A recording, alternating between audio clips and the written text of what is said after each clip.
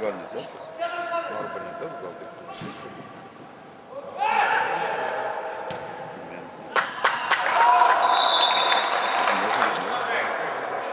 Ką? Galėčiau aš tai nežinau.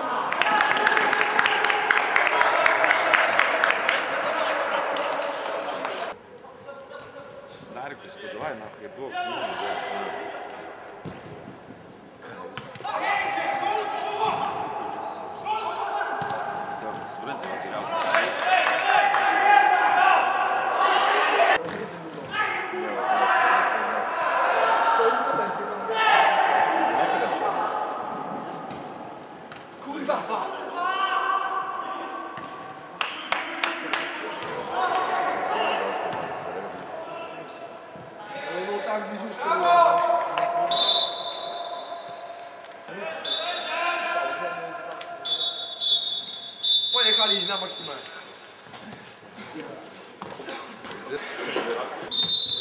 Nelabai, na.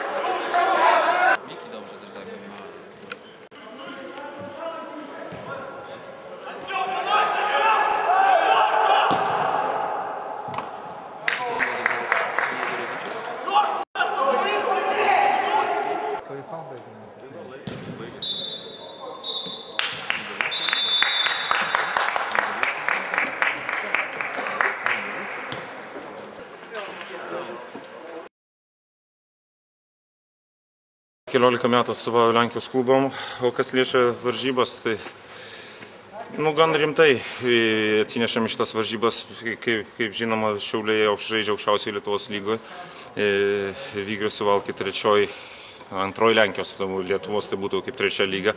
Ir mūsų kaip favoritas buvo Šiauliai, kas be ko. Kągi pavyko mums laimėti tas varžybas, ir galbūt nebuvo svarbiausias rezultatas, bet pergalė visada džiugina.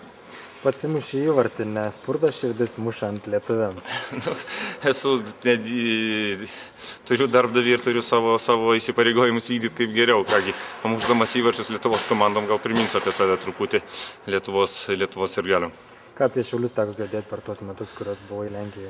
Pavyko ką nors žinoti? O teisybę sakant, nelabai daug ką girdėjau, nes spaudos nelabai gaudavau lietuviškos, kad pasiskaitytų, o apie futbolą tikrai nedaug. Iš Lietuvos bent jau spaudos, kurią ten esu skaitęs, tai tikrai nedaug buvo rašoma apie futbolą. Situacija yra tokia, kokia yra Lietuvoje ir gaila nepalyginama su krepšiniu. Tikiuosi, kad gal pabiškai pasikeis tai į futbolo naudą. Kiekvienas rungtynės, sakykime, paruošimo ciklas dėja kartojasi galbūt praeitų metų. Panašiai, kad po gerų sužaistų varžybų mes sužaidžiam blogai, tai čia galbūt šiandien nieko nesigavo, nei perdavimo, nei nepalaikėm kamuolio, sunkiai judėjom ir galbūt dėl to ypač pradžią blogai žaidėm pirmą kėlinį. Taip kad tikrai žaidėjai šiandien nevykdė visų reikalavimų, ką norėjau matyti šiandien aikštėje. Išbandėte 2 žaidėjus iš Alytaus, kokį įspūdį paliko, ar galima ką nors spręsti apie jaus? Po kol kas dar nieko negalime spręsti, tik galbūt pabandymas, jiems patiems pamatyti, kaip aukštesniam lygiai galbūt tą lygą žaidžiam, kad po kol kas nieko negalim spręsti.